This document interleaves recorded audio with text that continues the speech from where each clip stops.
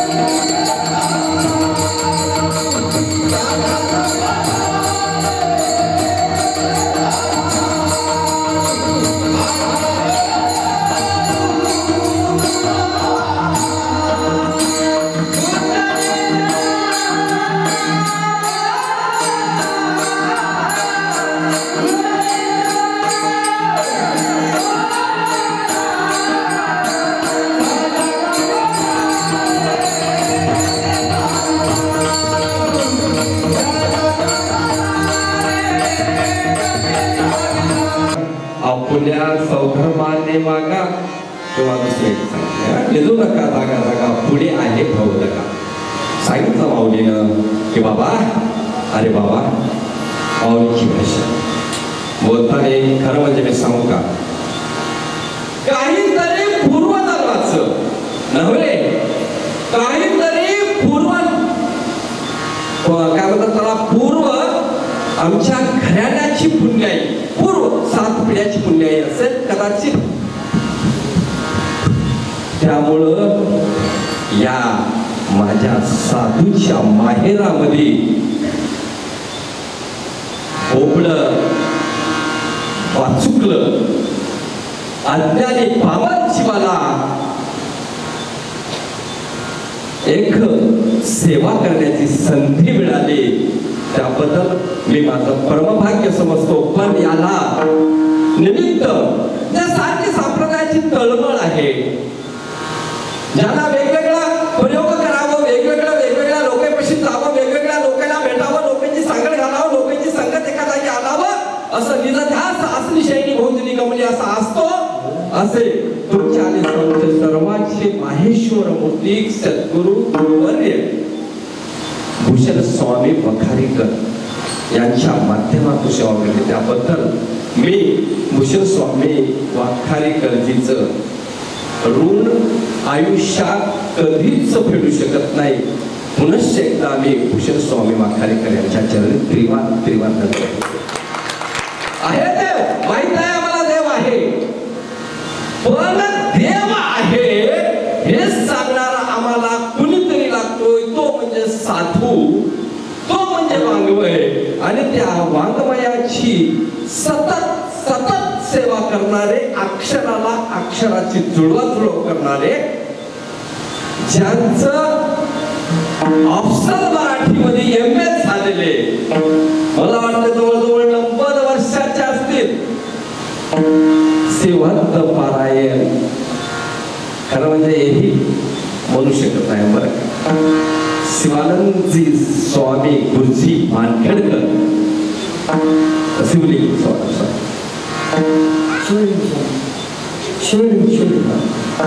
शिवलिंग स्वामीजी गुरुजी मानखेडकर, ज्याला साहित्याचा गाडा अभ्यास आहे, ज्यांनी वेगवेगळ्या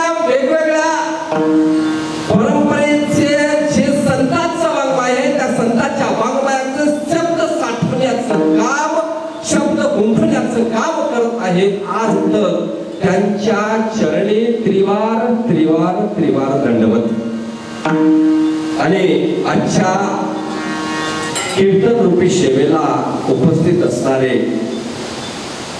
माहेश्वर मूर्ती, कीर्तनकार, प्रवचनकार, वेगवेगळ्या माध्यमातून सेवा देणारी, हे असं जे सप्त्याचं जे नियोजन आहे ना, अहो गावात सप्ताह करायचा असेल तर याच्याकडे जावं लागतं, त्याच्याकडे जावं लागतं, वेगवेगळ्या लोकांना असणारं वेगवेगळ्या प्रकारचं मागावं लागतं किंवा वेगवेगळ्या प्रकारचं काम द्यावं लागतं.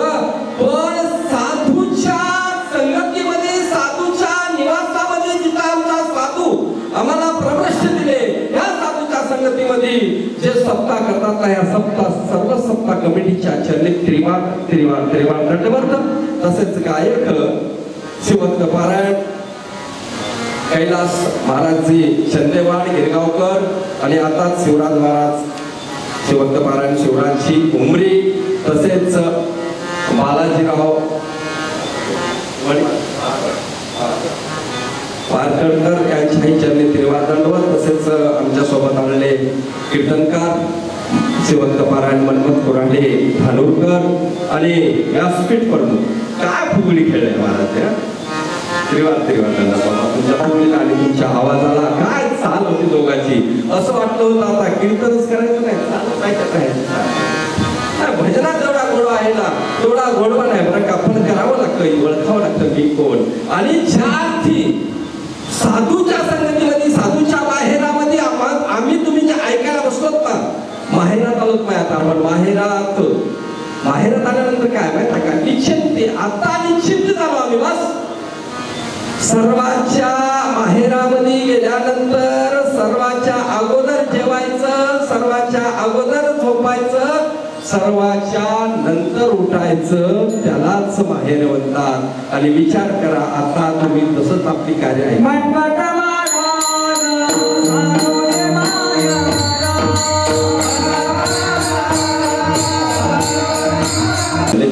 मिळण्यासाठी परमभाग्य लागतं आणि ते परमभाग्य माझ्या पामराला मिळालं त्याबद्दल पुन्हा एकदा सर्वांच्या चरणी कृतज्ञता व्यक्त करतो. तसेच ज्यांना असणारं संगीत भूषेण संगीत रत्न असणारे चाभऱ्याचे काकाश्री आहेत त्यांच्या चरणी त्रिवार दंडवत. तसेच आमचे राधाभाऊची ओळख मी विचारलं कुठली कसं सांगावं माळेगावला उतरल्यानंतर राधाभाऊ म्हणायचं ना फक्त पांढऱ्या केसाचं म्हणायचं तेवढं म्हणजे तेवढा नाव आठवत नसेल तर काय नाव आठवायची गरज नाही फक्त सांगायचं त्या केसाचं माणूस म्हणल्यानंतर माझ्या घरी तुम्हाला आणून सुटतील महाराज त्याबद्दल मध्यंगाचार्य लेखू सकाळ दुपारी वाजलेलं शिवपाठामध्ये आताही असं असणार आहे नाही विष्णू गोरे यांच्याही चरणी त्रिवार दंडवत. तसेच असणारे आमचे काका सुंदर असणारं प्रवचन केलं दुपारी त्यांचे प्रवचन दोघंही असणारे पहिल्या दिवशी त्यांनी होते तिसऱ्या यांनी होते पण दोघंही एकाच याच्यामुळे एकाच गुरुचे छेले असल्यामुळे जमलं.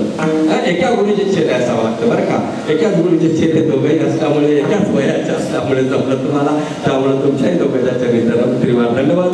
तसेच भूषण स्वामीचे आमचं तुमचं प्रमाण आहे बरं का ज्यानं सरहद्दीवर लढतोय आणि सरहद्दीवर लढून सरहद्दीवर 15 वर्षाची सेवा केली महाराजांनी 15 वर्षाची सरहद्दीवर सेवा करून आता पोलीस खात्यामध्ये टाकीवरती आहे त्याच्या अंगामध्ये आणि नांदेड जिल्ह्याच्या आमच्या एसपी ऑफिसमध्ये कार्यरत असणारे आणि 3 दिवसाचा इथं मुक्काम आहे म्हणून सकाळ आणि संध्याकाळ 16 तास ड्युटी करून उपस्थित असणारे आमच्या गावचे जावई आमचं परमभाग्य तुपदारे साहेब यांच्या चरित्री वाटत आणि त्यांची असं सौभाग्य होते आमची गायिका लक्ष्मीबाई. आणि आता नवे तिथं असणारे 2-3 कीर्तनकारांची ओळख झालेली आहे बरं का वैयक्तिक 2-3 दिवस आहे सगळ्याच्या चरित्री दंडवत सगळ्या महिला भजनाच्या भजन मंडळी पुरुष भजन मंडळी आणि तुम्ही जगलेले सगळे महिषाच्या मूर्ती सगळ्याच्या चरित्री दंडवत. शिवहार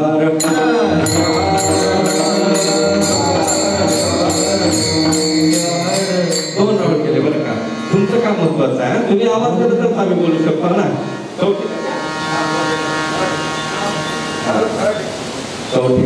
तुमच्या ज्यांनी प्रचार आणि प्रसार करणार आहेत असे असणारे युट्यूब शिव संप्रदाय प्रबोधन युट्यूब चॅनल तुमच्याही चरित्री दंडवत. तसेच त्याचं तिकीट ऐकायचं आपण एकदम बघा की म्हणजे एखाद्या भूषण स्वामी कसे निवडतात मला कळणार एक कीर्तनकार म्हणल्यानंतर असा येतोय त्याला काय भजन म्हणतात दोन्ही त्याच्या तोंडाला कितीच लागली काय कट पुण्याला आपली गोष्ट टाकतात इथं माईक आलं की जात उघडतात त्याचं तोंड उघडते नाचणार वागणणार पण भूषण स्वामीचे असे काही लोक निवडले की कीर्तनकार आहे ते कळच ना नाचणं वागणं टोप्या घालणं काय असो जन्म आली या तू गरीबा समेत दारा पुत्र घडणे कामा निष्काम होनी शिवनाम उच्चारी धरून दृढ प्रेम सगळ्या तुमच्यामध्ये चराचरामध्ये विश्वामध्ये भरून उरलेला असणारा शिव परमात्मा त्या शिव परमात्माचा असंतोष शिव परमात्मा शाश्वत शिव परमात्मा तुमचा आमचा असणारा जीवन चालणारा शिव परमात्मा तुमचा आमचा असणारा चेतना देणारा शिव परमात्मा तुमचा आमचं गत भरणारा शिव परमात्मा या शिवच्या परमात्माला पाठवला असणारा तिलवार दंडवत करून 12व्या शतकामध्ये शक्यती क्रांती सुरू झाली क्रांती केली आणि क्रांतीची ज्योत पेटविली आणि तुम्हा आम्हाला सर्वांना असणारा सांगितले की अरे बाबाला एक करा काय जे जाती धर्म होतं वेगवेगळ्या प्रकारची अस्पृश्यता होती ते अस्पृश्यता समूळ नष्ट केली आणि समूळ नष्ट करून सर्वांना असणारा एका सतरंजीवर बसविले आणि पहिली लोकसंसद त्यांनी उभा केली ना ती असणारे महात्मा बसवेश्वर 770 गणाला ही असणारा नमन करतोय आणि 12व्या शतकामध्ये क्रांती ज्यांनी केली त्या जगज्योती महात्मा बसवेश्वराच्या चरणी त्रिवार दंडवत. तसेच ज्यांच्या दारामध्ये आता आपण कीर्तन करतो ज्यांच्या असणारं सानिध्यात आपण कीर्तन करतो ज्यांच्या सानिध्यामध्ये तुम्ही आम्ही बसलो असे असणारे 16व्या शतकातील जे मनवत स्वामीचं अवतरण झालं त्यावेळेची परिस्थिती वेगळी होती बाबांनो. त्यावेळेची परिस्थिती आजच्यासारखी नव्हती. आजच्यासारखं तुम्हाला आम्हाला जे भस्म लावावं लागलं लिंग असणारं घालून मोकळ्यापणानं वावरायला मिळू लागलं मोकळ्यापणानं फुगड्या खेळायला मिळू लागलं मोकळ्यापणानं नामस्मरण करायला मिळू लागलं पण त्या त्या काळामधली परिस्थिती थोडीशी वेगळी होती. त्या काळामध्ये अंधकार वाचला होता.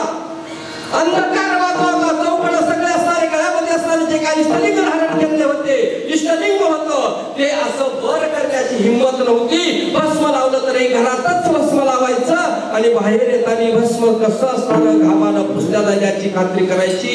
एवढा कराल काल होता, एवढा काळा काल होता. एवढी असणारी वेगळी सत्ता आपल्या देशामध्ये, आपल्या राष्ट्रामध्ये होती. त्यावेळेस मन्मथ स्वामीचं अवतरण झालं. कारण का मन्मथ स्वामीचं अवतरण झालं त्या अर्थी त्यांच्या आई वडिलांचा असणारा पवित्र असणारा वडील आणि आईचे असणारा पवित्र कुश अशा पार्वती आणि शिवलिंगाच्या पोटी मन्मथ स्वामीचं अवतरण झालं. मन्मथ स्वामीचं अवतरण झाल्यानंतर मन्मथ स्वामी हळूहळू मोठे होऊ लागले.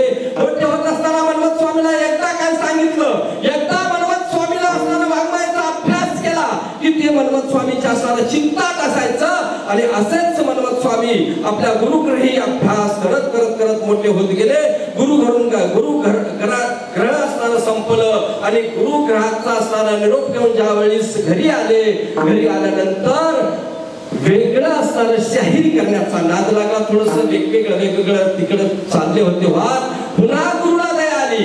गुरुला दया येतो बरं का. गुरुचं अंतःकरण म्हणजे माऊलीचं अंतःकरण असते. माऊली गुरुच्या अंतःकरणावरी एकदम तकलाचा जो आकडा असतो ना, तो गुरुचा आकडा असतो.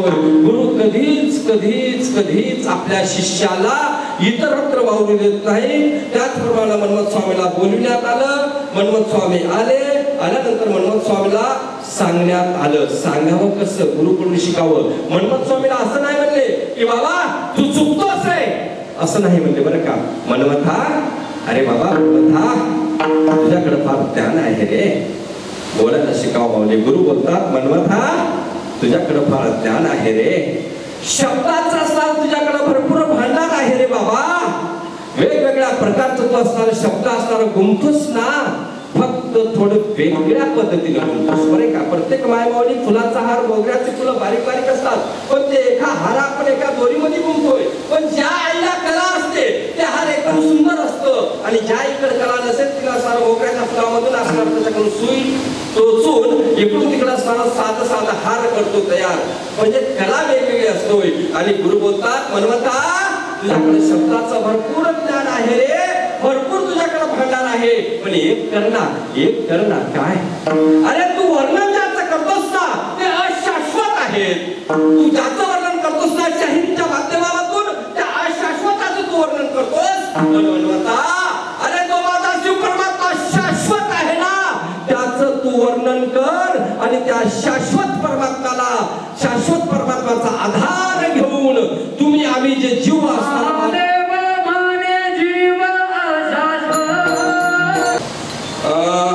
पुंडलिकावर अशी टोप ठेवलेली आहे. आणि जे आपण ज्यावेळेस ते टोप काढू त्यावेळेस खाली फक्त माझं शिवलिंग आहे, याच्याशिवाय दुसरं काय नाही. तिथं सुद्धा झाकण्यात आलं. प्रत्येक जागी झाकण्यात आलं. एवढंच कशाला, सांगण्याची पद्धत सांगतोय. शंकराचार्य म्हणतात महायोग पीठे तटे भरत्या वरम पुंडलिकाय धातु मुनींद्रे समागत तिष्ठन्त आनंद कंदम परब्रह्मलिंगम भजे पांडुरंगम. शंकराचार्य म्हणतात पण वेगळं सांगण्याची पद्धत काय लोक वेगळं असं सांगले की ज्यावेळेस द्वार घेऊन परमात्मा आले आणि विठेवर उभा टाकल्यानंतर वेगवेगळे सगळे संत मंडळी सगळे देव लोक भेटायला आले. आणि भेटायला आल्यानंतर शिव परमात्मा सुद्धा भेटायला आले.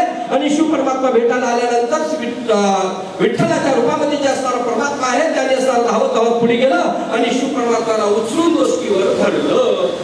सांगण्याची पद्धत त्यांची हरकत नाही, तसंच म्हणून उचलून दोषकीवर धरलं. पण असं मान्य करणार की त्या सुद्धा असणारा पंढरीचा जो मालक आहे ना त्यानं सुद्धा शिवभक्ती केली. मस्तकी तो धरी शिवलिंग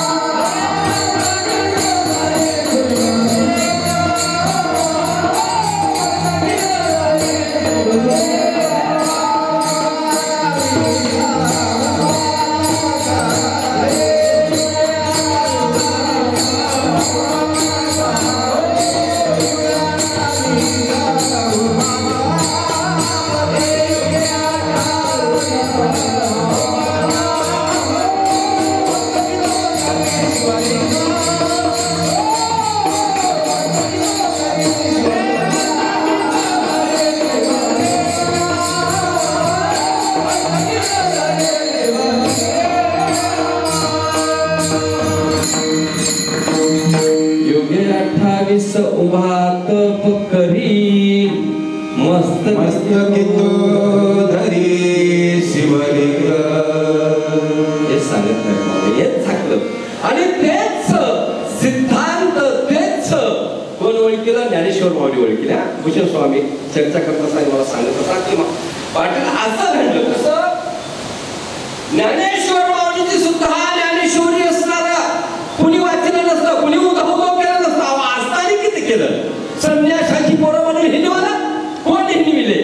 स्वतःचेच स्वतःचेच हिंदविले. सांगतो पुढं आहे दारापुत्र वित्त यानेच हिंदविले ना. स्वतःच काय होतं एक सांगतोय. एक लोहार असतोय किंवा खिचडी असतोय, त्याला 250 ते 300 डिग्री तापमान करून एका लोह्याला गरम करतोय आणि लोह्याला गरम करून त्या लोह्याला आकार देतोय आणि ज्यावेळेस वरून घन घालतोय, वरून ज्यावेळेस त्या लोह्यावर गरम केलेल्या लोह्यावर घन घालतोय त्यावेळेस त्याचा आवाज येतोय, वेगवेगळ्या प्रकारचा आवाज येतोय. आणि आवाज आल्यानंतर आणि त्या सोनं असतोय आणि सोन्याला सुद्धा सोनारानं घडविण्यासाठी घाव घालतोय पण सोन्याचा आवाज येत नाही. आणि सोनं म्हणतोय, अरे तुझ्यापेक्षा माझ्यावर कितीतरी पटीनं घाव जास्त होतात. ध्यानात ठेवा, तुझ्यापेक्षा माझ्यावर कितीतरी पटीनं घाव जास्त होतात, पण मी कधीच आवाज करीत नाही. आणि तू कसा आवाज करतोस? तो उत्तर देतो, ऐका. त्याला सांगतो, अरे बाबा, तुझ्यावर ज्याच्याकडून घाव होतात ते परके आहेत आणि माझ्यावर ज्याच्याकडून घाव होतात ते माझ्याच जातीचा आहे रे, तो माझ्याच जातीचा आहे. शिवा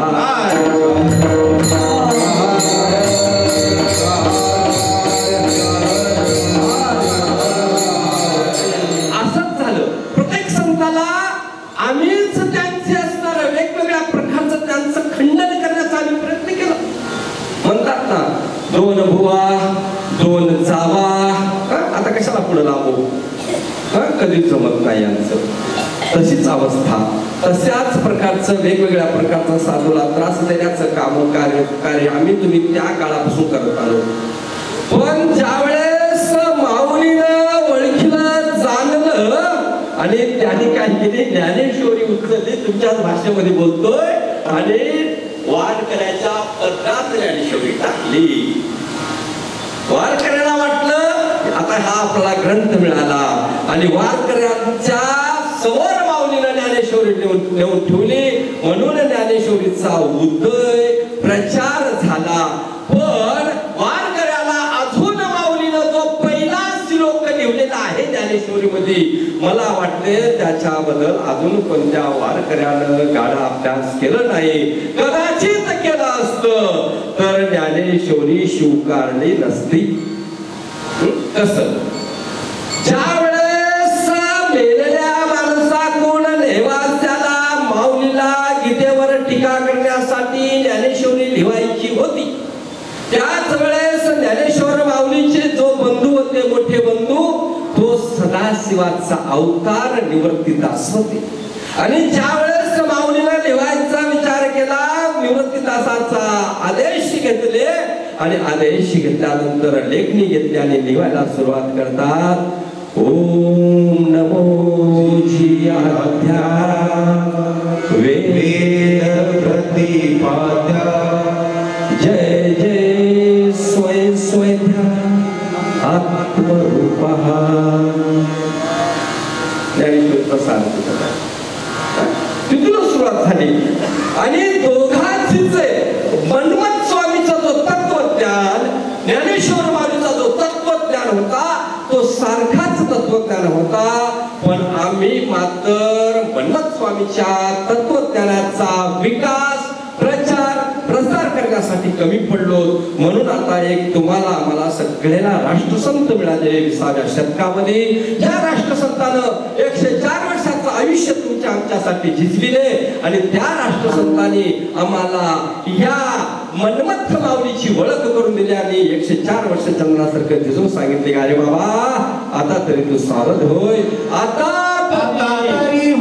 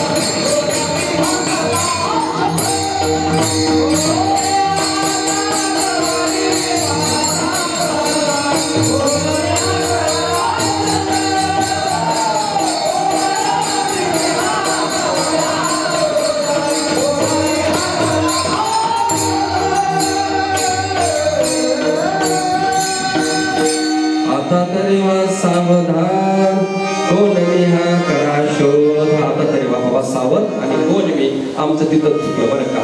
आम्ही वेगवेगळं विचार करतोय हो, पण आम्हीच कशासाठी आलो ह्याचा विचार करतो.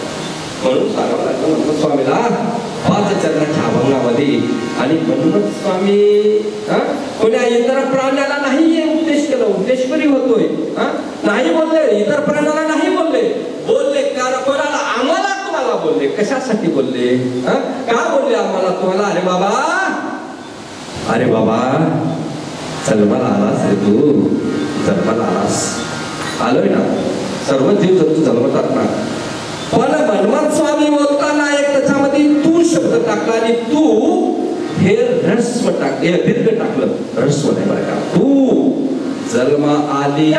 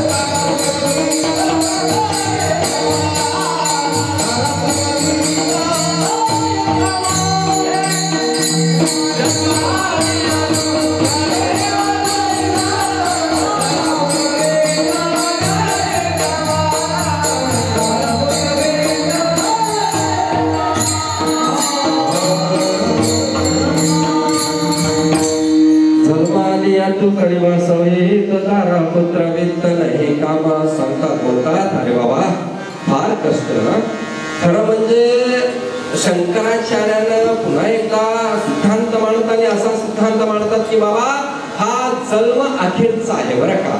आणि त्याच शंकराचार्य पुन्हा सिद्धांत मांडताना असा एक सिद्धांत मांडतात की पुनरपि जननम पुनरपि मरणम पुनरपि जननी जठरे शयनम, असाही सिद्धांत मांडतात की पुन्हा पुनश्च आम्हाला जन्म घ्यायचा आहे, पुन्हा पुन्हा आम्हाला मरायचं आहे.